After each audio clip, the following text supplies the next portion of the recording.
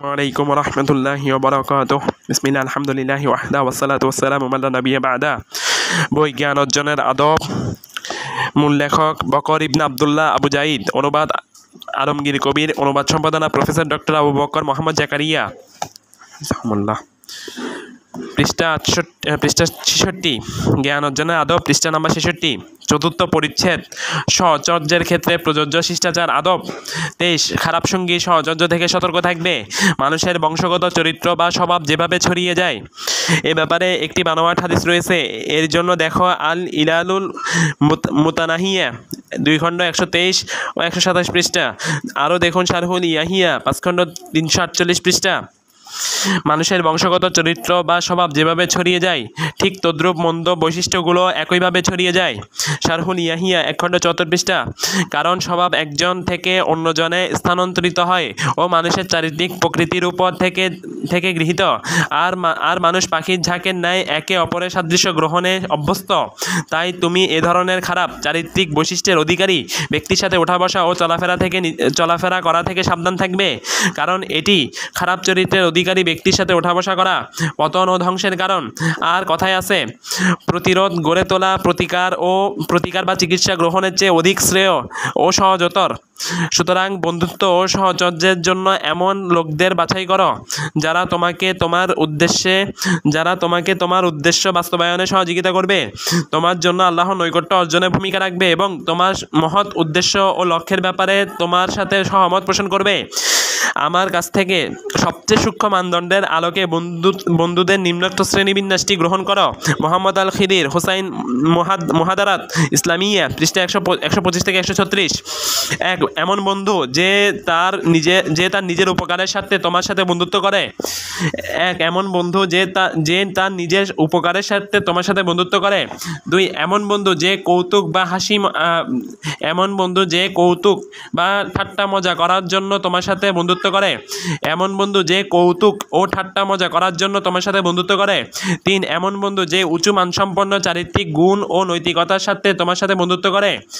প্রথম 2 শ্রেণীর বন্ধু তাদের উদ্দেশ্য হাসিল হয়ে গেলে বা উদ্দেশ্য বাস্তবায়ন ব্যাহত হলে বিচ্ছিন্ন হয়ে যায়। আর এই ক্ষেত্রে প্রথম প্রকার বন্ধুর উদ্দেশ্য থাকে উপকার বা কোনো স্বার্থ হাসিল করা, এবং দ্বিতীয় জনের উদ্দেশ্য থাকে হাসি তামাশা বা কৌতুক করা। আর তৃতীয় প্রকারের বন্ধু, আমাদেরকে এ ধরনের বন্ধুদের ব্যাপারেই মনোযোগী হওয়া উচিত। সে এমন ব্যক্তি যার বন্ধুত্বের কারণ হলো নৈতিক গুণাবলীতে পরিপক্কতা অর্জনের লক্ষ্যে উভয়ই পারস্পরিক আকীদা বিশ্বাস ও ইতিবাচক গুণাবলী আদান প্রদানের মাধ্যমে উপকৃত হওয়া, একে অপরের কাছ থেকে ভালো গুণাবলী গ্রহণ করা। একজন ভালো নৈতিক বন্ধু দামি বৈদেশিক মুদ্রার নেয়। এমন বন্ধু খুঁজে পাওয়াও কঠিন ব্যাপার। হিশাম ইবনে আব্দুল মালিক, মৃত্যু 125 হিজরি, রাহিমাহুল্লাহর অন্যতম একটি দামি কথা হলো তাবাকাতুন নাসাবিন, পৃষ্ঠা 31। পার্থিব সুখানুভূতি হিসেবে যেটুকু অবশিষ্ট আছে তা হলো এমন একজন ভাই আমারও তার মাঝে সম্পর্ক রক্ষার বিষয়ের কষ্ট সহ্য করতে আমি সদা তৎপর থাকব। আরেকটি সূক্ষ্ম উক্তি সালাফদের কোনো একজন থেকে বর্ণিত হয়েছে। তিনি বলেছিলেন, আল উজলা বা একাকিত্ব শব্দের মধ্যে যদি ইলম শব্দের আইন না থাকে তবে তা হয়ে যায় জালাতা, পদস্খলন। আর তাতে যদি জুহদ শব্দের ঝা না থাকে তবে তা হয়ে যায় আলাত, রোগ।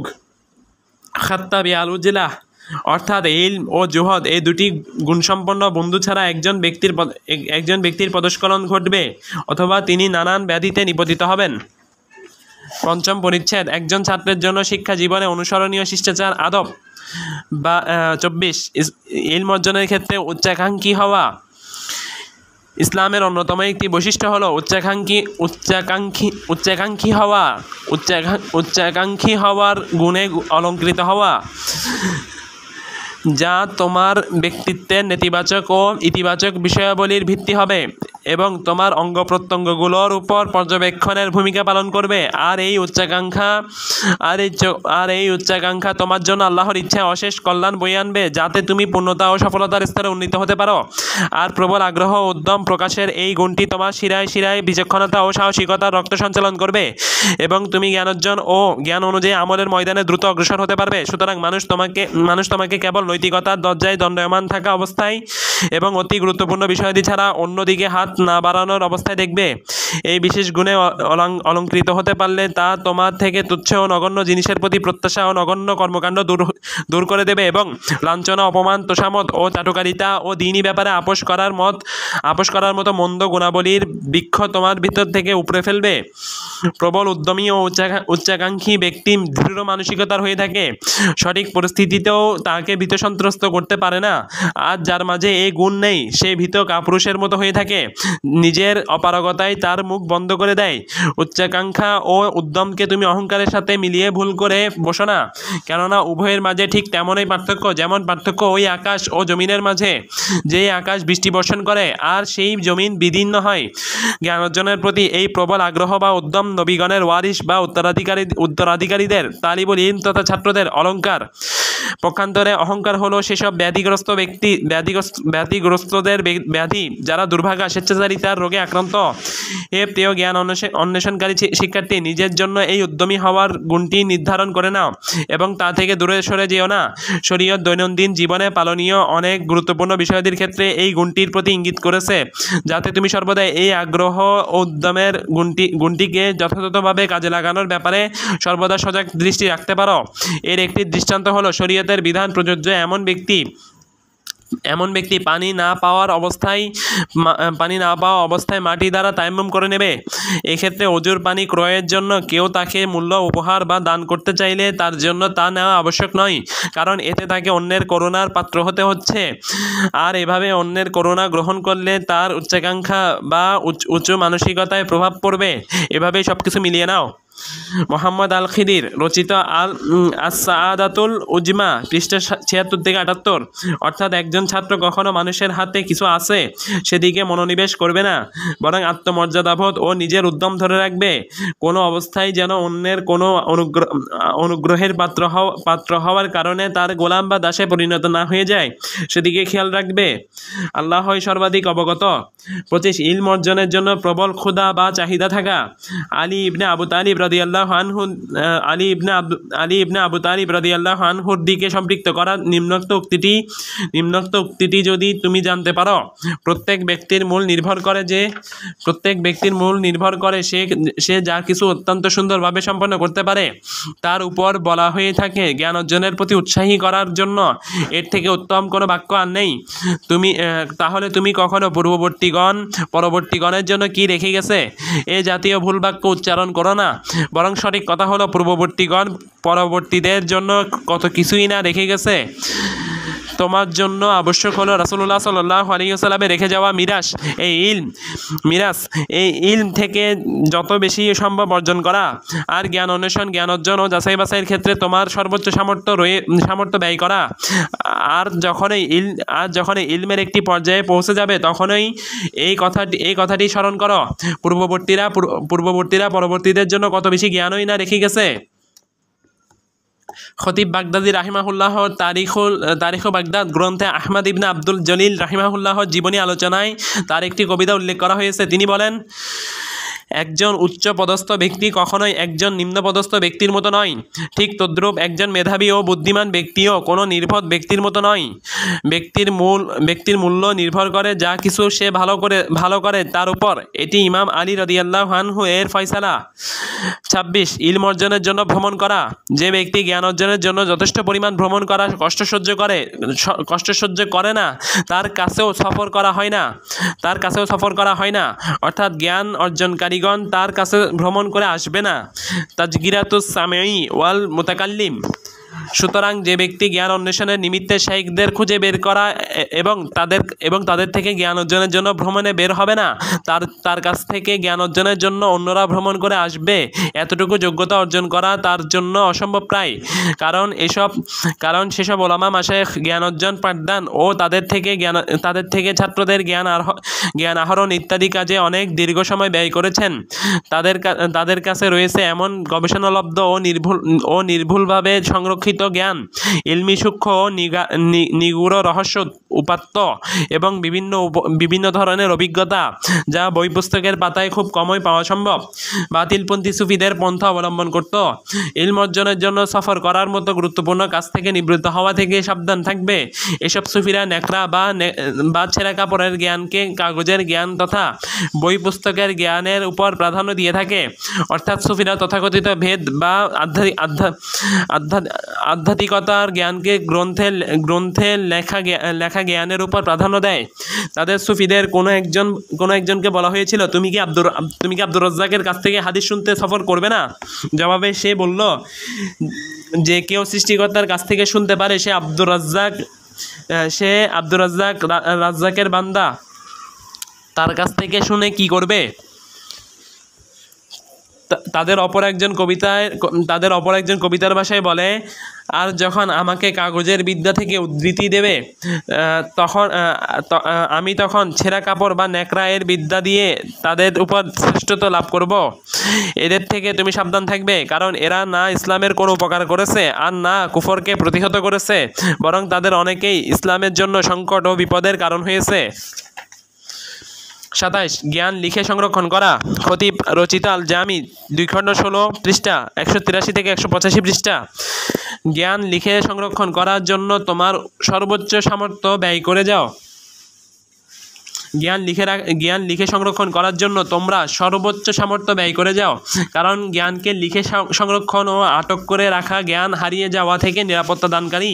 প্রয়োজনে খুব অল্প সময়ের মধ্যেই তা খুঁজে পাওয়া যায়, বিশেষ করে যেসব ইলমি মাসাইল বা বিষয়াবলীর ক্ষেত্রে, যা সাধারণত খুব সহজে সম্ভাব্য জায়গাগুলোতে, যেখানে সাধারণত পাওয়ার কথা পাওয়া যায় না।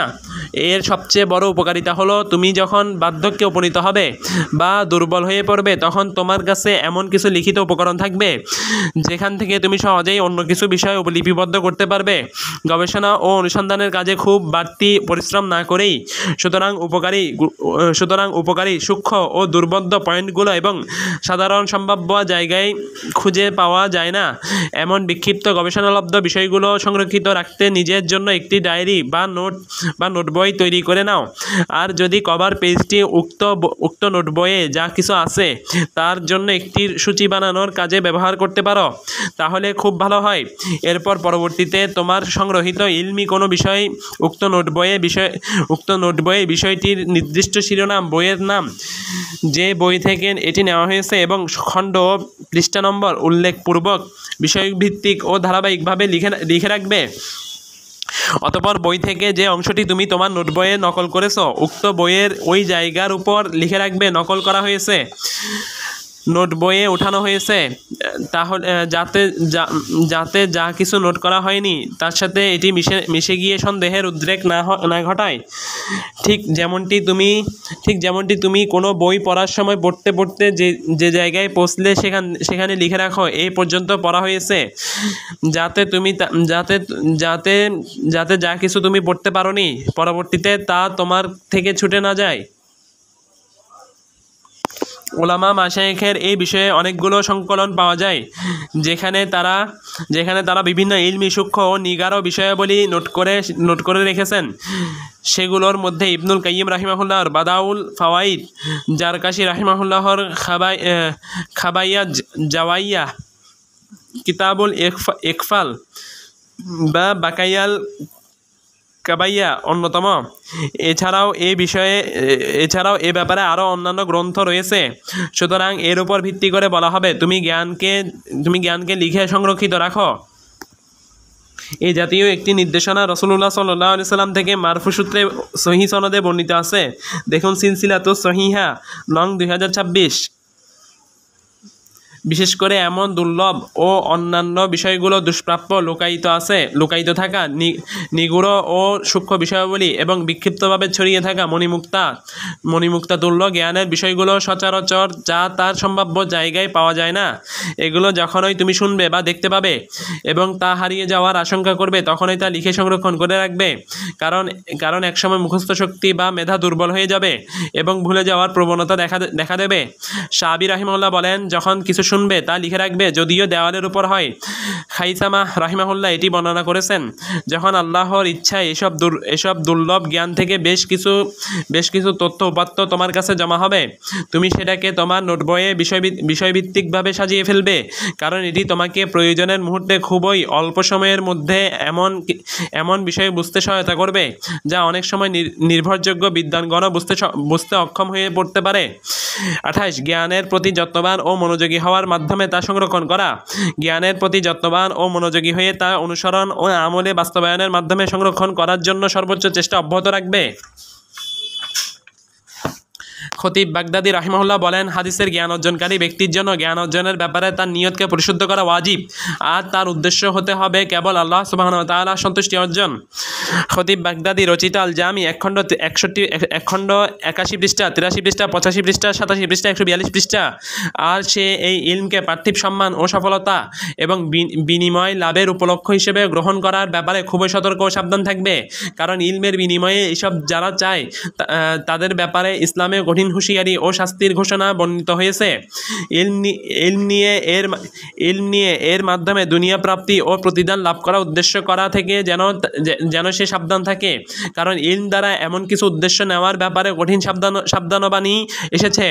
এমনকি হাদিসের জ্ঞান অর্জনের ক্ষেত্রে নেতৃত্ব অর্জন, ভক্ত সমর্থন বানানো বা সভা সমাবেশ থেকে নিমন্ত্রণ পাওয়া ইত্যাদি বিষয়গুলো নিয়ন্ত্রণের মধ্যে প্রবেশ করানো থেকেও তাকে সাবধান থাকতে হবে, কারণ এই ধরনের ত্রুটি বিচ্যুতিগুলোই ওলামা মাশায়েখের মাঝে বেশি প্রবেশ করে থাকে।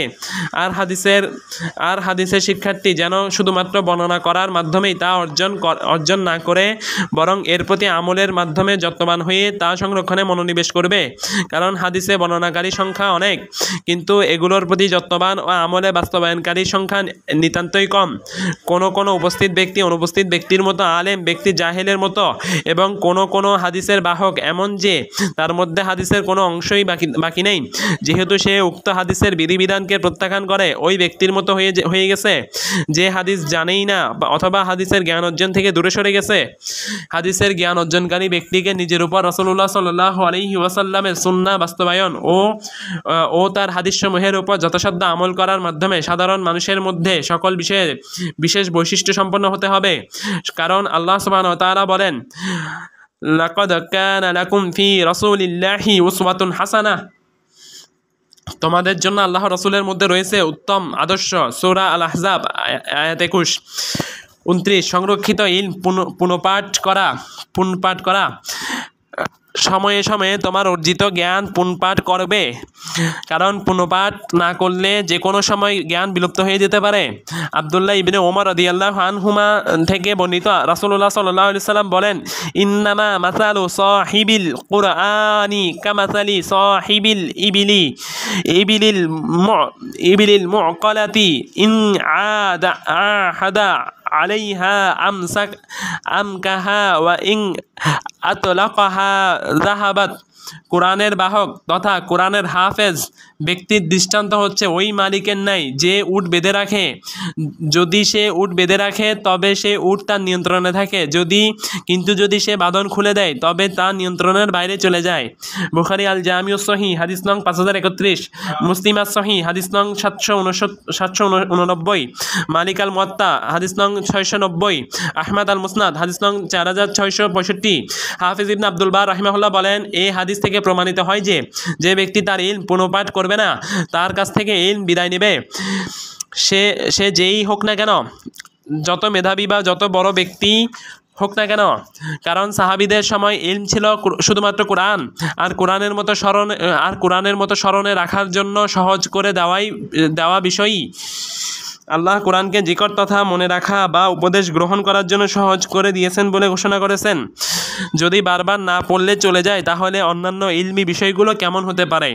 আর সর্বোত্তম ইলম হচ্ছে সেই জ্ঞান, আর সর্বোচ্চ ইলম হলো সেই জ্ঞান যার মৌলিক নীতিমালাগুলো দৃঢ়ভাবে আয়ত্ত করা হয়েছে ও তার শাখা প্রশাখা বা প্রাসঙ্গিক বিষয়গুলো স্বাভাবিকভাবে মুখস্থ করা হয়েছে। ব্যক্তিকে তা আল্লাহর দিকে পরিচালিত করেছে এবং আল্লাহ সন্তুষ্টি অর্জিত হয় এমন কাজের দিকে পথ দেখিয়েছে। আর তামহিদ 14 খণ্ড 133 থেকে 134 পৃষ্ঠা। কোনো এক বিদ্বান বলেন, যে ব্যক্তি সম্মান জ্ঞানের মাধ্যমে সমর্থিত হয়নি, দিন শেষে সেটার পরিণতি তাকে লাঞ্ছনা ও অপমানের দিকে ধাবিত করবে। শারহুল ইয়াহিয়া 193 30 শরীয়তের মূলনীতির ভিত্তিতে মাসাইল বের করার মাধ্যমে যথাযথ ফিকহের জ্ঞান অর্জনের পিছনে চালিকা শক্তি হচ্ছে গভীরভাবে বোঝার সক্ষমতা অর্জন। আর ফিকহের শিক্ষার্থী হলো ওই ব্যক্তি যে শরীয়তের প্রতিষ্ঠিত মূলনীতিগুলোর সাথে বিধিবিধানগুলোকে যুক্ত করতে পারে। আব্দুল্লাহ ইবনে মাসউদ রাদিয়াল্লাহু আনহুর হাদিসে বর্ণিত হয়েছে, রাসূলুল্লাহ সাল্লাল্লাহু আলাইহি ওয়াসাল্লাম বলেন, নাদ্দারাল্লাহু আবদান সামিআ মাকালাতি ফাহাফিজাহা ওয়া ওয়াআহা ওয়া আদ্দাহা ফারুব্বা হামিলি ফিকহিন গায়রি ফাকিহি ওয়া রুব্বা হামিলি ফিকহিন ইলা মান হুয়া আফকাহু মিনহু। আল্লাহ সেই ব্যক্তির চেহারা উজ্জ্বল করুন যে আমার কোনো একটি হাদিস শুনেছে, যা সঠিকভাবে মুখস্থ করেছে ও মনে রেখেছে এবং যেভাবে শুনেছে ঠিক সেভাবে তা অন্যের নিকট পৌঁছে দিয়েছে। অনেক ফিকহের বাহক আছে যে নিজে ফকিহ নয় এবং অন্যের ফিকহের বাহক, এবং অনেক ফিকহের বাহক যার কাছে ফিকহ পৌঁছে দেয় সে তার চেয়েও বেশি ফকিহ। অনেক ফিকহের বাহক আছে যে নিজে ফকিহ নয় এবং অনেক ফিকহের বাহক যার কাছে ফিকহ পৌঁছে দেয় সে তার চেয়েও বেশি ফকিহ। তিরমিজি আল জামিউস সহিহ হাদিস নং 2656, ইবনে মাজাহ আস-সুনান হাদিস নং 231, আহমদ আল মুসনাদ হাদিস নং 16754 এর সনদ সহিহ এবং এটি একটি মুতাওয়াতির হাদিস। ইবনে খাইর রাহিমাহুল্লাহ এই হাদিসের ব্যাখ্যায় বলেন, এই হাদিসে বোঝানো হচ্ছে যে ফিকহ হলো মূল ইবারত থেকে সঠিক প্রজ্ঞার সাহায্যে তথা উদ্ঘাটন করা ও তাতে নিহিত অর্থাবলী হৃদয়ঙ্গম করা। হাদিসের এই ভাষ্যের মাধ্যমে এটাও নিহিত রয়েছে যে ফিকহের জ্ঞান অর্জন, হাদিসের অর্থ উদ্ঘাটন ও তাতে লুকায়িত থাকা সূক্ষ্ম বিষয়াবলী খুঁজে বের করা ওয়াজিব। ফাহরাসা পৃষ্ঠা 9। দুজন বিখ্যাত শেখ তথা শাইখুল ইসলাম ইবনে তাইমিয়া ও তার সুযোগ্য শিষ্য ইবনুল কাইয়িম ও আল জাওজিয়া রাহিমাহুল্লাহ এই ফিকহ এর ময়দানে বেশ বড় পরিসর দখল করে আছেন। যে এই দুই ইমামের গ্রন্থাবলীর দিকে নজর দেবে, এই গ্রন্থগুলোর অধ্যয়নের মাধ্যমে সেই ফিকহের জ্ঞান অর্জনের দিকে সরল পথ ধরে এগিয়ে যেতে সক্ষম হবে। ইমাম ইবনে তাইমিয়া রাহিমাহুল্লাহর বাছাইকৃত মূল্যবান উক্তিগুলোর মধ্যে অন্যতম একটি উক্তি যা তিনি ফিকহের মজলিস সম্পর্কে ব্যক্ত করেছেন। অতঃপর আমরা দ্বীনের এমন একটি মজলিসে ছিলাম যেখানে ফিকহি জ্ঞান অর্জন এবং বিষয়গুলোকে বিভিন্ন রূপে চিত্রিত করা, সিদ্ধান্ত স্থির করা, মূলনীতি নির্ণয় করা ও বিস্তারিত ব্যাখ্যা করার মাধ্যমে শরীয়তের বিভিন্ন আহকামের বিস্তীর্ণ ও ব্যাপক জ্ঞান অনুধাবন চলছিল। এমন সময় ভিন্ন একটি বিষয়ে কথা শুরু হলো। অতঃপর আমি বলি, লা হাওলা ওয়ালা কুওয়াতা ইল্লা বিল্লাহ। এই বিষয়টি একটি মূলনীতি ও দুটি অধ্যায়ে বিন্যস্ত রয়েছে। মাজমুল ফাতাওয়া 21 খণ্ড 534 পৃষ্ঠা। জেনে রাখো, আল্লাহ তোমাকে সুপথে পরিচালিত করুন। তাফাক্কুহ তথা ফিকহের জ্ঞান অর্জনের পূর্বে তাফাক্কুর তথা গভীরভাবে চিন্তাভাবনা করার বিষয়টি গুরুত্বপূর্ণ।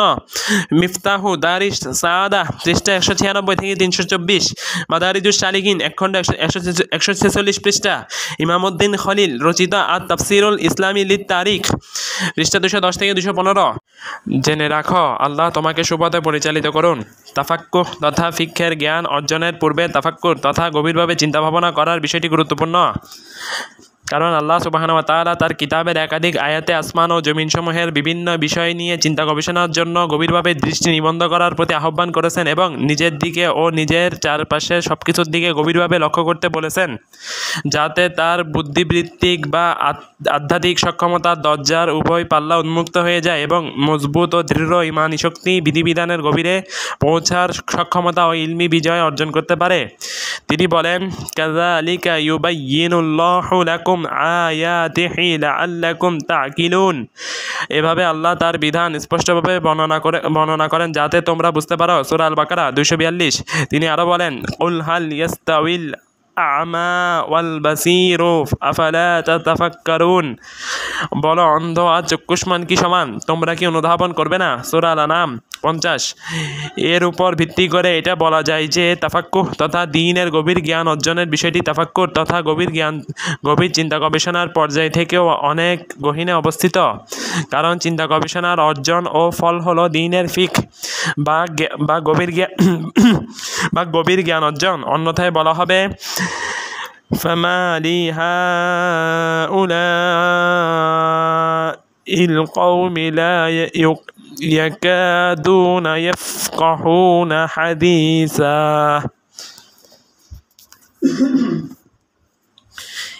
এই সম্প্রদায়ের হলো কি যে তারা কোনো কথারই গভীর জ্ঞান রাখে না।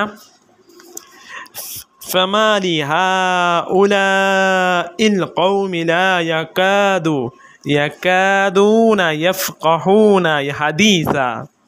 এই সম্প্রদায়ের হলো কি যে তারা কোনো কথারই গভীর জ্ঞান রাখে না। সূরা নিসা 78। তবে দ্বীনের এই তাফাক্কুহ বা গভীর জ্ঞান অর্জনের বিষয়টি দলিল প্রমাণের মাধ্যমে সংরক্ষিত, নিছক প্রবৃত্তি ও লোলুপতার মাধ্যমে প্রাপ্ত হওয়া থেকে মুক্ত। আল্লাহ তাআলা বলেন, وَلَئِنِ اتَّبَعْتَ أَهْوَاءَهُمْ بَعْدَ الَّذِي جَاءَكَ مِنَ الْعِلْمِ مَا لَكَ مِنَ اللَّهِ مِنْ وَلِيٍّ وَلَا نَصِيرٍ। আর যদি আপনি তাদের খেয়াল খুশির অনুসরণ করেন আপনার কাছে জ্ঞান আসার পরও, তবে আল্লাহর পক্ষ থেকে আপনার কোনো অভিভাবক থাকবে না এবং থাকবে না কোনো সাহায্যকারীও। সূরা আল বাকারা 120। হে প্রিয় ছাত্র, তুমি গভীর দৃষ্টি চিন্তা গবেষণা দ্বীনের ফিকহ ও তাফাক্কুহ এর গুণে নিজেকে অলঙ্কৃত করো। আশা করা যায় যে তুমি সাধারণ ফকিহ তথা দ্বীনি বিষয়ের আইন বিশেষজ্ঞ থেকে ফকিহুন নফস তথা আত্মার সঠিক বুঝ সম্পন্ন ফকিহের মর্যাদায় উন্নীত হতে পারবে। উপাধিটি ফিকহ শাস্ত্রবিদগণ ওই ব্যক্তির ক্ষেত্রে বলে থাকেন যিনি বিধিবিধানগুলোকে শরীয়তের নির্ধারিত মূলনীতির সাথে সম্পৃক্ত করতে সক্ষম, অথবা যাকে মুহাদ্দিসগণের পরিভাষায় ফকিহুল বাদান দেহের ফকিহ বলা হয়। 80। ফকিহুল বাদান পরিভাষাটি মুহাদ্দিসগণের আলোচনায় দেখুন মালিমুস সুনান 2 খণ্ড 336 থেকে 340 পৃষ্ঠা। ইবনে হিব্বান রচিত সিকাত 9/242। সুতরাং তোমার সামনে আসা নতুন বিষয়গুলো গভীর দৃষ্টিতে পর্যবেক্ষণ করো এবং শরীয়তের মূলনীতির উপর ভিত্তি করে শরীয়তের মৌলিক নীতিমালা ও নিয়মকানুনের প্রতি গভীর মনোযোগী হয়ে সেখান থেকে বিস্তারিত বিধিবিধান উদ্ঘাটন করো। কোনো একটি শাখা বিষয়ে ফিকহের আলোকে বিশ্লেষণ করার ক্ষেত্রে উক্ত বিষয়ে পুঙ্খানুপুঙ্খভাবে অধ্যয়ন করা এবং শরীয়তের সাধারণ কাঠামো, প্রতিষ্ঠিত মূলনীতিসমূহ ও নিয়মকানুনগুলো প্রয়োগ করার মধ্যে সমন্বয় সাধন করবে। সেই সার্বজনীন স্থায়ী নীতিমালাগুলো হলো কাওয়াইদুল মাসালিহ তথা কল্যাণ ও উপকারিতার দিকটি লক্ষ্য রাখা, দাফউদ দারার ওয়াল মাশাকাহ তথা ক্ষতি ও অকল্যাণ প্রতিহত ও প্রতিরোধ করা, কঠিনের স্থানে সহজ করা, হিলা বা বাহানার পথ বন্ধ করা এবং পাপ ও অন্যায় কাজের রাস্তা বন্ধ করে দেওয়া। এভাবে তুমি সর্বদা সঠিক পথে পরিচালিত হতে পারবে, কারণ এই ফিকহের জ্ঞান প্রজ্ঞা তোমাকে সংকীর্ণতায় পরিপূর্ণ মুহূর্তগুলোতে সহযোগিতা করবে। অতএব তোমার উপর আবশ্যক হলো, যেমনটি আমি পূর্বে আলোচনা করেছি, শরীয়তের নস বা কোরআন ও হাদিসের মূল বক্তব্যগুলোর উপর তাফাক্কুহ তথা ভালোভাবে বোঝার সক্ষমতা অর্জন করা, শরীয়তের বিধিবিধানগুলোর সাথে জড়িত প্রাসঙ্গিক বিষয়াদির সার্বিক পরিস্থিতির উপর সূক্ষ্ম দৃষ্টিসম্পন্ন হওয়া এবং মাকাসিদুস শারিয়াহ তথা শরীয়তের আহকামের উদ্দেশ্যসমূহ নিয়ে চিন্তা গবেষণা করা। আর যদি তোমার বুঝ এগুলো থেকে মুক্ত হয়ে যায় এবং তোমার শ্রবণ শক্তি ভোতা বা লক্ষ্যভ্রষ্ট হয়ে যায়, তাহলে তোমার সময়টা বিফলে যাবে এবং তোমার উপর মূর্খতার লেবেল লাগা অবশ্যম্বী। এই গুণটি স্বতন্ত্রভাবে তোমাকে একটি যথাযথ স্বতন্ত্র রূপ এবং সঠিক মানদণ্ডে উন্নীত করবে, আর যার মাধ্যমে তুমি পর্যাপ্ত জ্ঞান অর্জন ও ফিকহি মাসাইল উদ্ঘাটনের সক্ষমতা অর্জন করতে পারবে। কেননা ফকিহ বা ফিকহবিদ তো সেই যার কাছে এমন নতুন বিষয় আসবে যেগুলোর ব্যাপারে কোরআন ও হাদিসে কোনো নস বা স্পষ্ট বক্তব্য নেই, কিন্তু সে উক্ত বিষয়ের জন্য একটি বিধান বের করে আনবে। এটা ঠিক যেমন একজন প্রকৃত বালাগাত বিশেষজ্ঞ তথা আরবি ভাষার অলঙ্কার শাস্ত্রে পারদর্শী ব্যক্তি সে নয় যে বালাগাতের বিভিন্ন প্রকারভেদ ও শাখা প্রশাখা নিয়ে আলোচনা করতে পারে, বরং প্রকৃত অলঙ্কার শাস্ত্রবিদ সেই যার অলঙ্কার শাস্ত্রের জ্ঞান আল্লাহর কিতাবের দিকে ধাবিত হয় এবং সেখান থেকে লুকায়িত সূক্ষ্ম জ্ঞানসমূহ এবং এর বিভিন্ন দিক বের করে নিয়ে আসে। আর যদি সে লেখে বা বক্তব্য উপস্থাপন করে, তাহলে সে তোমার জন্য উক্ত বিষয়টি পুঁতি দিয়ে মালাগাথার ন্যায় গুছিয়ে উপস্থাপন করতে পারে। জ্ঞানের সকল বিষয়েই এটি প্রযোজ্য। 31 জ্ঞান অন্বেষণ ও জ্ঞান অর্জনের ক্ষেত্রে আল্লাহর আশ্রয় গ্রহণ করা। জ্ঞানের কোনো একটি শাখা পরিদর্শিতা অর্জন করতে না পারলে ঘাবড়ে যেও না বা উদ্বিগ্ন হইও না, কারণ অনেক প্রসিদ্ধ ওলামা মাশায়েখ বা বিদ্বানগণের কাছেও কিছু জ্ঞান আনুগত্য স্বীকার করেনি, ধরা দেয়নি। স্কলারদের জীবনীতে দেখা যায় তাদের মধ্যে কেউ নিজেদের এই ব্যাপারটি স্পষ্ট করেছেন। তাদের মধ্যে রয়েছেন আসমাই রাহিমাহুল্লাহ, ছন্দ প্রকরণে মুহাদ্দিস রোহাইয়ু রাহিমাহুল্লাহ, হস্তলিখনের শিল্পে ইবনুস সালাহ, মান্তিক তথা যুক্তিবিদ্যায় নাহুশাস্ত্রবিদ আবু মুসলিম, ইলমুত তাশরিফ তথা শব্দ বিশ্লেষণ বিদ্যায় ইমাম সুয়ুতি রাহিমাহুল্লাহ, গণিতে এবং আবু উবাইদাহ মোহাম্মদ ইবনে আব্দুল বাকি আল আনসারি, আবুল হাসান আল কাতিঈ, আবু জাকারিয়া ইয়াহ ইবনে জিয়াদ আল ফাররাহ ও আবু হামিদ আল গাজালি, এই 5 জন স্কলার নাহুশাস্ত্রে পারদর্শিতা অর্জন করতে ব্যর্থ হয়েছেন। হে প্রিয় শিক্ষার্থী, আগ্রহকে বহুগুণ বাড়িয়ে তোলো এবং আল্লাহর দিকে ভীত হয়ে তার কাছে আশ্রয়, দোয়া, বিনয়বনত হওয়ার মাধ্যমে অগ্রসর হও।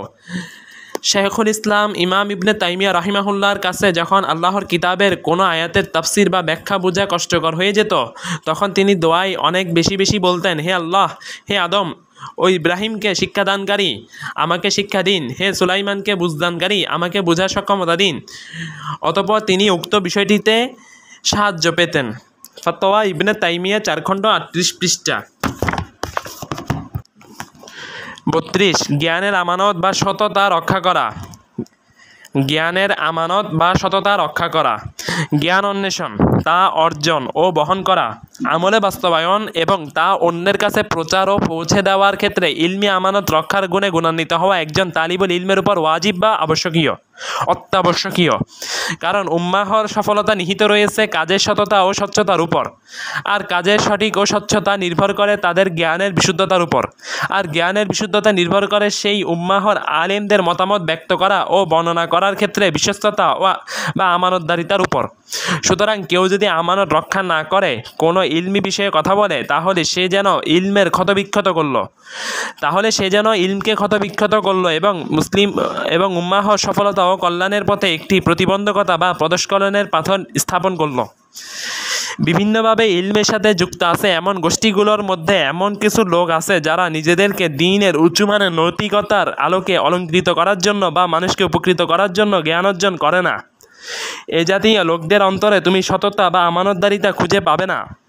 তারা যা শোনেনি বা বর্ণনা করতে এবং যে ব্যাপারে জ্ঞান নেই তা মানুষের সামনে ব্যাখ্যা করতে কোনোরূপ সংকোচবোধ বা লজ্জাবোধ করে না।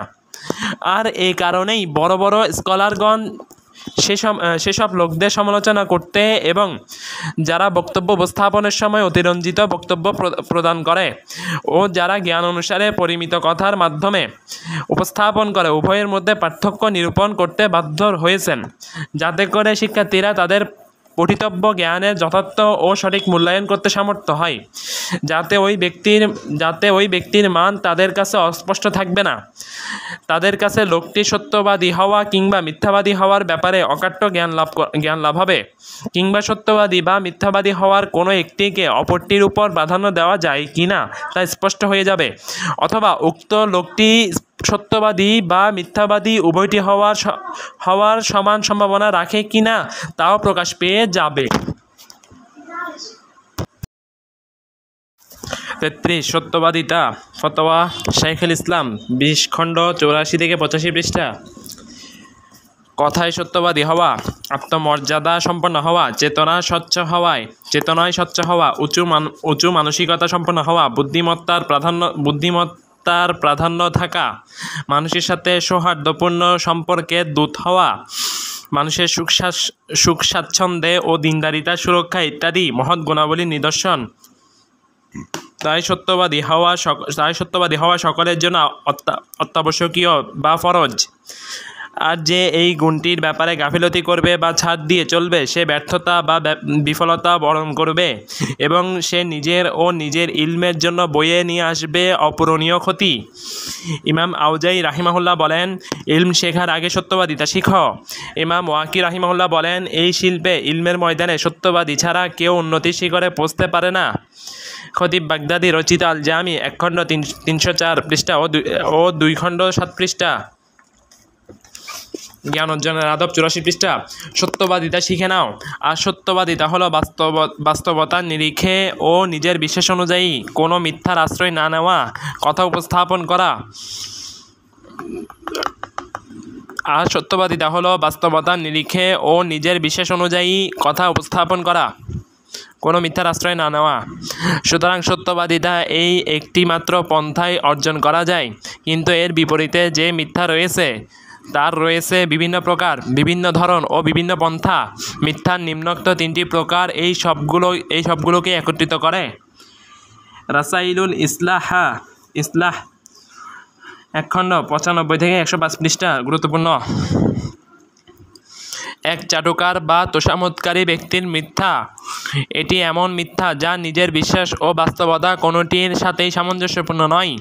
যেমন কোনো ব্যক্তি তার কাছে ফাসিক বা বিদাতি হিসেবে পরিচিত ব্যক্তিকে চাটুকারিতা করে তাকে সঠিক পথের অনুযায়ী বলে উল্লেখ করল। 2 মুনাফিকের মিথ্যা। এটি এমন মিথ্যা যা নিজের বিশ্বাসের সাথে বৈপরীত্য রাখে কিন্তু বাস্তবতার সাথে মিল রাখে। যেমন মুনাফিক ব্যক্তি সুন্নাহপন্থী ও হিদায়াতপ্রাপ্ত লোকদের মতোই কথা বলে থাকে। 3 নির্বোধের মিথ্যা। এটি এমন মিথ্যা বা ব্যক্তির আকীদা বিশ্বাসের অনুকূলে কিন্তু বাস্তবতা বিরোধী। যেমন কেউ কোনো বিদাতি সুফিকে সঠিক পথের অনুসারী মনে করে আল্লাহর ওলি বলে ঘোষণা করল। সুতরাং তুমি সঠিক পথ সত্যবাদিতা অবলম্বন করো, আর জিহ্বার মূলের উপর বেশি চাপ প্রয়োগ করো না, অর্থাৎ বেশি কথা বলতে যেও না, এবং ঠোঁট দুটো সম্পূর্ণ মিলিয়ে রেখো না, অর্থাৎ একেবারে চুপ করেও থেকো না। শুধুমাত্র এতটুকু কথা বলার জন্যই মুখ খুলবে যেটুকু কথার মাধ্যমে নিজের অভ্যন্তরীণ সত্য অনুভূতি প্রকাশ করা যায়, যেমন ভালোবাসা, ঘৃণা, অথবা যার মাধ্যমে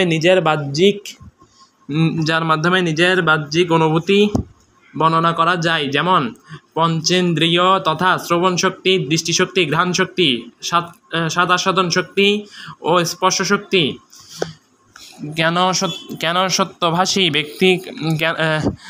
কোনো সত্যভাষী ব্যক্তি কখনো কারো প্রতি ঘৃণা থাকা অবস্থায় একথা বলতে পারে না যে আমি তোমাকে ভালোবেসেছি বা পছন্দ করেছি।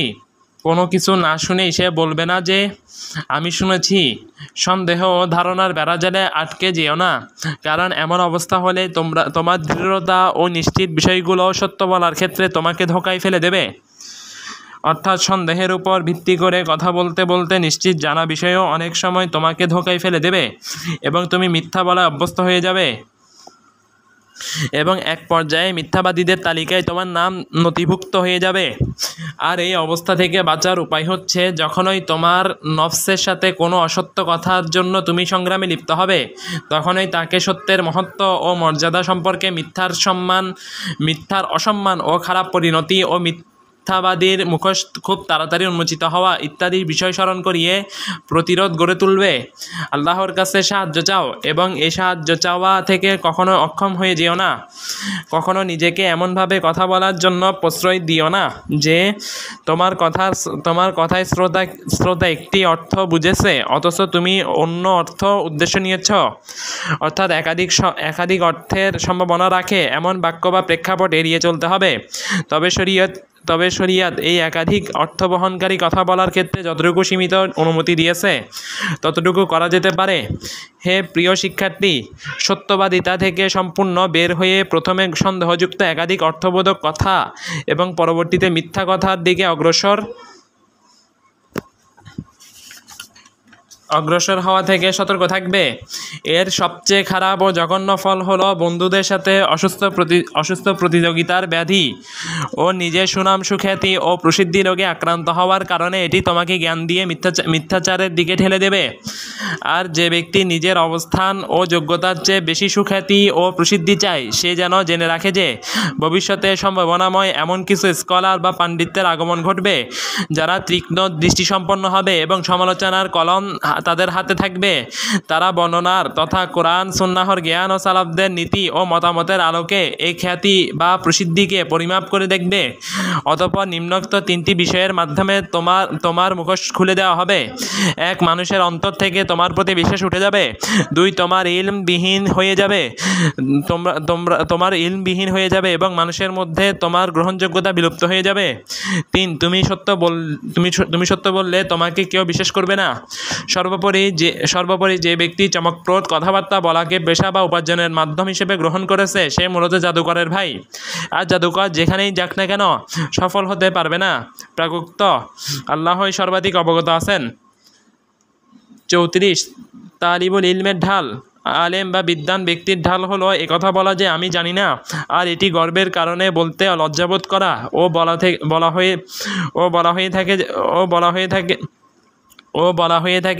হয় এ জাতীয় কথা বলার কারণে তার ওই ঢাল বা আবরণটি ছিঁড়ে যায়। অর্থাৎ না জেনেও যখন কোনো বিষয়ে বলতে চায় বা বলে ফেলে কৌশল করে তখন তার ওই ঢালটি বিনষ্ট হয়ে যায় বা সে আর নিরাপদ থাকে না। সুতরাং এর উপর ভিত্তি করে বলা যায় আমি জানি না বলা যদি জ্ঞানের অর্ধেক হয়ে থাকে তাহলে মূর্খতার অর্ধেক হলো বলা হয় বা আমি মনে করি ইত্যাদি বলা। আর তাহারুম পৃষ্ঠা 36। অর্থাৎ না জানলে সরাসরি আমি জানি না বলা জ্ঞানের অর্ধেক এবং জেনেও মত প্রকাশ করার চেষ্টা এবং এলোমেলো কথা বলে দেওয়া হচ্ছে মূর্খতার লক্ষণ। 35. মূলধনের প্রতি যত্নবান হওয়া। অর্থাৎ জীবনের মূল্যবান সময়ের প্রতি যত্নবান হও। জ্ঞান অর্জনের সময়ের প্রতি যত্নবান হও। কাজের সাথে নিজেকে চুক্তিবদ্ধ করো। কর্মহীনতা বা অলসতা ও অহমিকার সাথে সন্ধি বা বন্ধুত্ব করো না। উৎপাদনশীলতা বৃদ্ধির জন্য আত্মোৎসর্গী হও। মিথ্যে গল্পগুজব বা খেলতামাশার অনুগামী হও না। সুতরাং যে প্রক্রিয়ায় তুমি সময়ের প্রতি যত্নবান হতে পারো তা হলো চেষ্টা ও শ্রম ব্যয় করা, জ্ঞান অর্জনের কাজে সর্বদা দৃঢ়ভাবে লেগে থাকা, শেখ বা স্কলারদের সাহচর্য গ্রহণ এবং অধ্যয়ন করা, পড়ানো, পুনঃপাঠ চিন্তা ভাবনা করা, মুখস্থ করা ও গবেষণা করা ইত্যাদি উপায়ে নিজেকে ইলমের সাথে ব্যস্ত বা যুক্ত রাখা। বিশেষ করে যৌবনের গুরুত্বপূর্ণ সময়ে ও জীবনের প্রাথমিক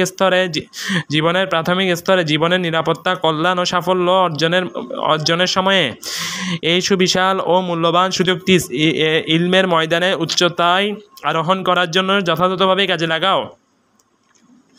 কারণ এটি মানসিক গঠন বা স্থিতিশীলতা ও চিন্তা গবেষণার সমারোহ ঘটার সময়।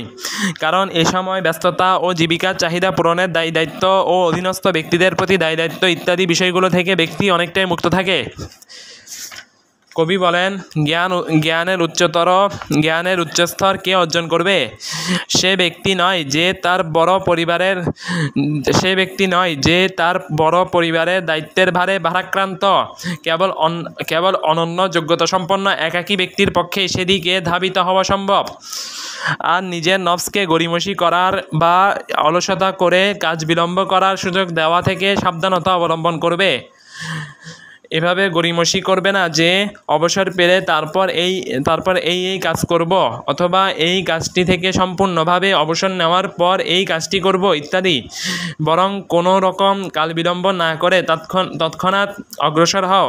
তোমার উপর আবু তাহানের নিম্নোক্ত কথাটি প্রযোজ্য হওয়ার আগেই, যেখানে তিনি বলেন, বয়সের ভারে আমি এমনভাবে ঝুঁকে পড়েছি যে মনে হচ্ছে আমি এমন একজন শিকারী যে শিকারের কাছে পৌঁছে গেছে। এমনভাবে ছোট ছোট করে পা ফেলেছি যে কেউ যদি আমাকে এই অবস্থায় দেখে তাহলে আমাকে আবদ্ধ ও বন্দী ভাববে, যদিও আমি বন্দী বা আবদ্ধ নই। ওসামা ইবনে মুনকিজ বলেন, 80 বছর বয়সে উপনীত হওয়ায় দুর্বলতা আমাদের দেহে অনেক ক্ষতি সাধন করে চলেছে। আমার পায়ের দুর্বলতা ও হাতের নড়াচড়া বা কাঁপুনি আমাকে অনেক কষ্ট দিচ্ছে। যখন আমি লিখতে বসি তখন আমার লেখা আঁকা বাঁকা হয়ে যায়। প্রকম্পিত অবস্থায় থাকা ব্যক্তির কম্পনরত হাতের লেখার মতো। একটি কলম ধরে রাখার ক্ষেত্রে দুর্বল হয়ে পড়া। আমার হাত দেখে বিস্মিত হও, যে হাত ইতপূর্বে সিংহের গলদেশে বর্ষা চালাতে সক্ষম ছিল। সুতরাং সে দীর্ঘদিন বেঁচে থাকতে চায়, তাকে বলে দাও এটাই দীর্ঘজীবন ও আয়ুর সর্বশেষ পরিণতি। সুতরাং তুমি যখন কাল বিলম্ব না করে দ্রুত সামনে অগ্রসর হবে, তখন এটিই সাক্ষ্য দেবে যে তুমি জ্ঞান অর্জনের ক্ষেত্রে উঁচু মানসিকতা ও প্রবল উদ্দীপনা নিজের মধ্যে ধারণ করো। 36. নিজেকে সাময়িক আরাম দেওয়া। তোমার ইলম অর্জনের সময় থেকে কিছু সময় বের করো, যখন তুমি সাধারণ জ্ঞান বা সুস্থ সাংস্কৃতিক বিষয়ের বই পুস্তক পাঠের মাধ্যমে জ্ঞানের বাগানে নিজেকে একটু বিশ্রাম বা আয়েশের ব্যবস্থা করে দেবে। কেননা আত্মাকে সময়ে সময়ে বিশ্রাম দিতে হয়।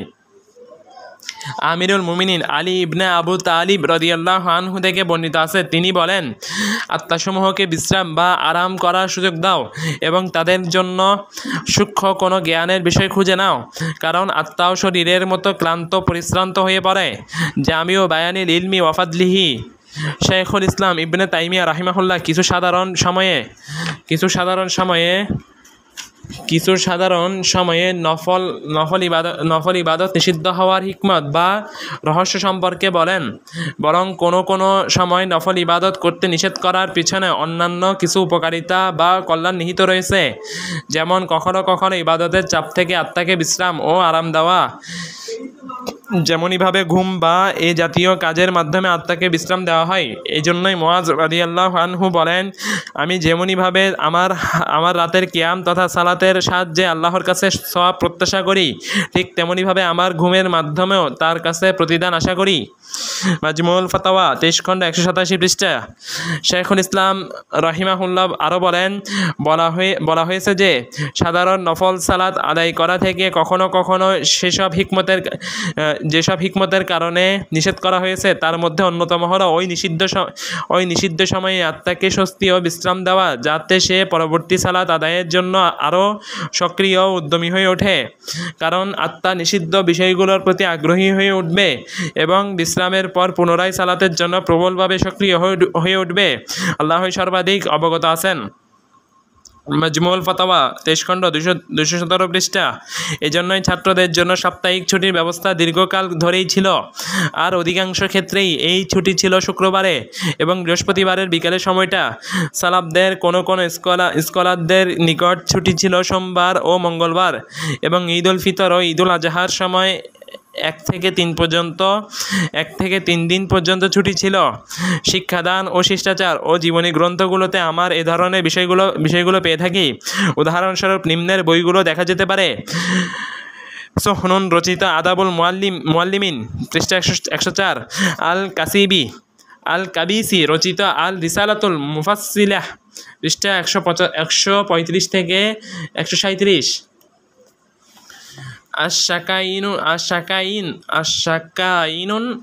আশাকাইকুন নুমানিয়া পৃষ্ঠা 20। আবজালুল উলুম 1 খণ্ড 195 থেকে 196 পৃষ্ঠা। তাহির ইবনে আশুর আলাইসাস সুবহু বিকারিব তথা ভোর কি নিকটবর্তী নয়। ফাতাওয়া রাশিদ রিদা 1212। মুজামুল বুলদান 3 খণ্ড 102 পৃষ্ঠা। ফাতাওয়া শাইখুল ইসলাম ইবনে তাইমিয়া 25 খণ্ড 318 থেকে 320 ও 329। 37 নির্ভুলতা ও সংশোধনীর জন্য পঠন। হাদিস ও অন্যান্য ইলমের ক্ষেত্রে একজন নির্ভরযোগ্য শাইখের কাছে ভুল সংশোধনী ও আয়ত্ত করার জন্য পড়ার ক্ষেত্রে আগ্রহী হও, যাতে তুমি বিকৃতি, পরিবর্তন, ভুল সংগঠিত হওয়া বা আত্মবিভ্রম থেকে নিরাপদ থাকতে পারো। আলেমগণের জীবনীতে, বিশেষ করে হাদিসের হাফেজ মুহাদ্দিসদের জীবনী লক্ষ্য করলে দেখতে পাবে তাদের মধ্যে অসংখ্য মুহাদ্দিস মাত্র কয়েকটি বৈঠকে বা কয়েকদিনের মধ্যে কোনো একজন নির্ভরযোগ্য শাইখের নিকট বড় বড় হাদিসের সংকলনগুলো নির্ভুলভাবে ধারণ ও আয়ত্ত করার জন্য পড়ে শেষ করে ফেলেছেন। এর একটি উদাহরণ হলো হাফেজ ইবনে হাজার আসকালানি রাহিমাহুল্লাহ। তিনি 10টি বৈঠকে সহিহ বুখারী পড়েছেন, যার প্রতিটি বৈঠকে 10 ঘন্টা সময় ছিল, আর সহিহ মুসলিম পড়ে শেষ করেছেন 2 দিন বা 1 দিনের সকাল থেকে জোহর পর্যন্ত। আর প্রতিটি বৈঠক 10 ঘন্টা সময় ছিল। আর সহিহ মুসলিম পড়ে শেষ করেছেন 2 দিন ও 1 দিনের সকাল থেকে জোহর পর্যন্ত সময়ের মধ্যে মাত্র 4টি বৈঠকে, যা শেষ হয়েছিল 813 হিজরির আরাফার দিবসে এবং দিনটি ছিল শুক্রবার। একইভাবে তিনি সুনান ইবনে মাজাহ পড়ে শেষ করেছেন 4 বৈঠকে এবং মুজামুত তাবারানি আস-সাগীর জোহর ও আসরের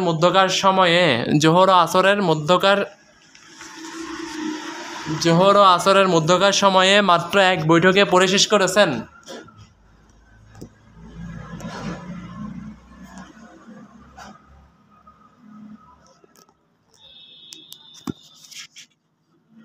হাফেজ ইবনে হাজার আসকালানি রাহিমাহুল্লাহ শিক্ষক শেখ ফাইরুজাবাদী দামেস্কে তদীয় উস্তাদ শেখ ইবনে জাহবালের নিকট সহিহ মুসলিমের সংশোধনী পাঠ শেষ করেছেন মাত্র 3 দিনে। অনুরূপভাবে খতিব বাগদাদি আল মুতামানুস সাজি, ইবনুল আবার ও এই জাতীয় অন্যান্য স্কলার রাহিমাহুমুল্লাহ এ ব্যাপারে আরও আশ্চর্য ও বিরল ঘটনাবলী রয়েছে, যা এখানে উল্লেখ করলে আলোচনা দীর্ঘ হয়ে যাবে। তুমি সেগুলো দেখে নিতে পারো নিম্নোক্ত রেফারেন্সে। ইমাম জাহাবি রচিতা শিয়ার 18 খণ্ড 277 পৃষ্ঠা, 279 পৃষ্ঠা, 19 খণ্ড 310 পৃষ্ঠা, 21 খণ্ড 253 পৃষ্ঠা। সুবুকি রচিত তাবাকাতুশ শাফিইয়া 4 খণ্ড 30 পৃষ্ঠা। শাখাওয়ি রচিত আল জাওয়াহিরু ওয়াদ দুরার 1 খণ্ড 103 থেকে 105 পৃষ্ঠা। ফাতহুল মুগিস 2 খণ্ড 46 পৃষ্ঠা। শাজারাতুজ জাহাব 8 খণ্ড 121 ও 206 পৃষ্ঠা। খুলাসাতুল আসার 1 খণ্ড 72 থেকে 73 পৃষ্ঠা। কাত্তানি রচিত ফিহরিসুল ফাহরিস এবং তাজুল আরুশ 1 খণ্ড 45 থেকে 46 পৃষ্ঠা। সুতরাং এখান থেকে তোমার অংশ ভুলে যেও না, অর্থাৎ এই রেফারেন্সগুলো থেকে অধ্যয়ন করে উপকৃত হও। 38 দীর্ঘ ও বড় সংকলনগুলো পড়ার সময় তার সারাংশ বের করা। বড় গ্রন্থাবলী পড়ার সময় তার সারাংশ বের করা অত্যন্ত গুরুত্বপূর্ণ কাজগুলোর মধ্যে অন্যতম। এতে জ্ঞানের পরিধি বাড়বে, বুঝ ও প্রজ্ঞা প্রশস্ততা ও ব্যাপকতা লাভ করবে। লুকায়িত ও বিরল জায়গাগুলো থেকে অন্যান্য ও অতি সাধারণ উপকারিতাগুলো বের করে আনতে পারবে।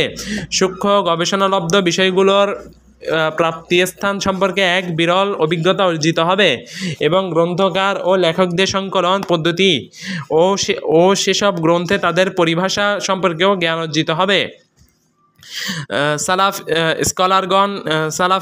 সালাফি স্কলারগণ কোনো বই পড়ার সময় যেখানে এসে থেমে যেতেন সেখানে লিখে রাখতেন এই পর্যন্ত পৌঁছেছে, যাতে পুনরায় পাঠ শুরুর ক্ষেত্রে কোনো কিছু ছুটে না যায়।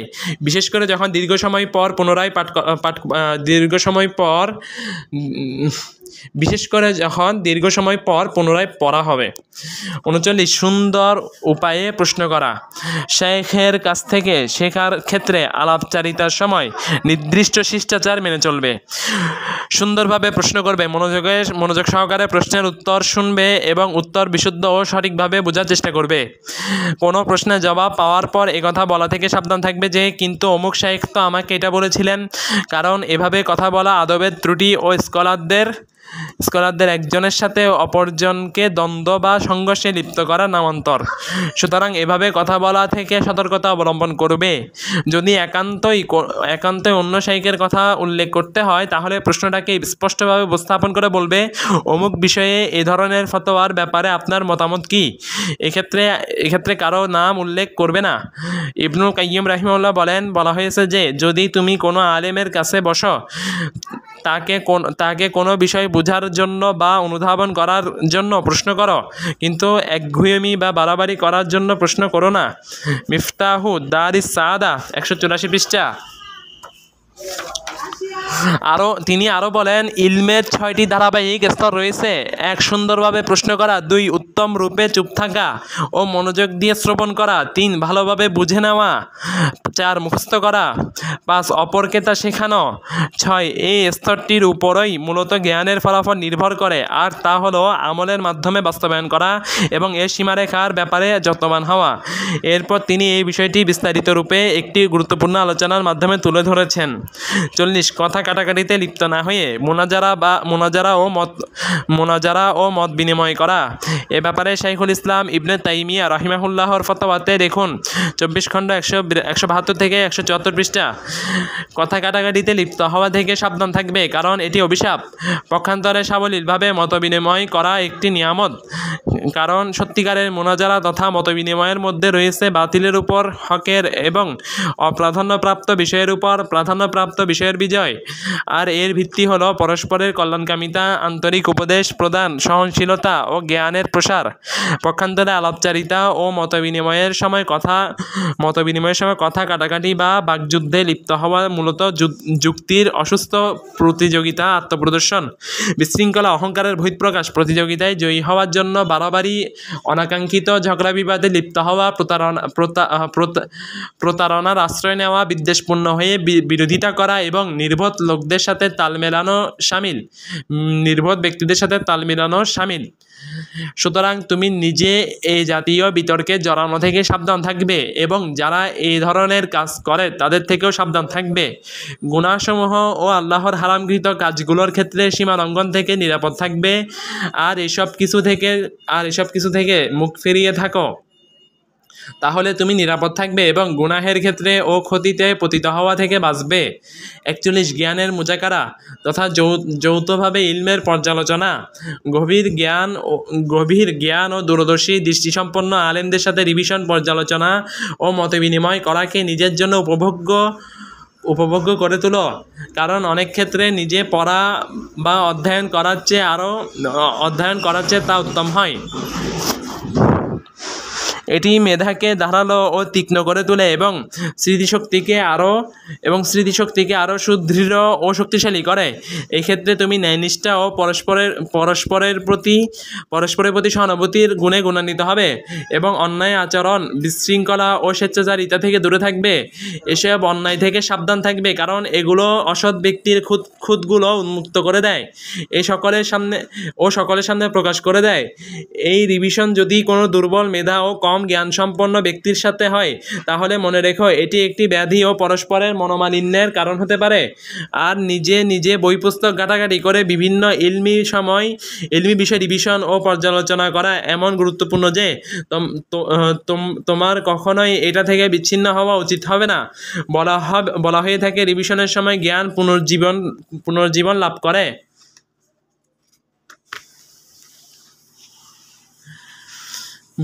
তালিবুল ইলম সবসময় কোরআন, সুন্নাহ ও তৎসংশ্লিষ্ট জ্ঞানের মাঝে জীবনযাপন করবে। কোরআন ও সুন্নাহ একজন শিক্ষার্থীর জন্য পাখির 2টি ডানার মতো, সুতরাং ডানাবিহীন কোরআন ও সুন্নাহ থেকে বিচ্ছিন্ন হওয়া থেকে সতর্ক থাকবে। 43 প্রত্যেক বিষয়ের সাথে সম্পৃক্ত উপকরণ পরিপূর্ণভাবে গ্রহণ করা। পরিপূর্ণভাবে গ্রহণ করা, প্রত্যেক বিষয়ের সাথে সম্পৃক্ত উপকরণ পরিপূর্ণভাবে গ্রহণ করা। কোনো শিক্ষার্থী কোনো নির্দিষ্ট শাস্ত্রে দক্ষতা ও পারদর্শিতা অর্জন করতে পারবে না যতক্ষণ না সে উক্ত শাস্ত্রের সকল উপকরণ ও সহায়ক বিষয়গুলো পরিপূর্ণভাবে অর্জন করে। সুতরাং ফিকহের ক্ষেত্রে ফিকহের উসুল, হাদিসের ক্ষেত্রে রেওয়াইয়া তথা বর্ণনা করা ও দিরাইয়া তথা বোঝা বা উপলব্ধি করার জ্ঞান পরিপূর্ণভাবে অর্জন করতে হবে। এভাবে সকল বিষয়ই সহায়ক ও প্রয়োজনীয় সকল বিষয় আয়ত্ত করতে হবে, অন্যথায় ইলম অর্জনের কাজে তুমি নিজেকে কষ্ট দিও না। এভাবে না অর্জন করলে জ্ঞান অর্জনে কোনো ফায়দা আসবে না। আল্লাহ তাআলা কোরআনে বলেন, আল্লাযীনা আতাইনাহুমুল কিতাবা ইয়াতলুনাহু হাক্কা তিলাওয়াতিহি, যাদেরকে আমরা কিতাব দিয়েছি তারা যথাযথভাবে তা তেলাওয়াত করে। সূরা আল বাকারা 121। এই আয়াত থেকে প্রমাণিত হয় যে জ্ঞান অর্জনকারী শিক্ষার্থী কোনো ইলম অর্জন ততক্ষণ ছেড়ে যাবে না যতক্ষণ সে তাতে পারদর্শিতা অর্জন করতে সক্ষম হচ্ছে। শারহুল ইয়াহিয়া 1 খণ্ড 334 পৃষ্ঠা। সুবহানাকা আল্লাহুম্মা ওয়া বিহামদিকা আশহাদু আল্লা ইলাহা ইল্লা আনতা আস্তাগফিরুকা ওয়া আতুবু ইলাইক। আসসালামু আলাইকুম ওয়া রাহমাতুল্লাহি ওয়া বারাকাতুহু।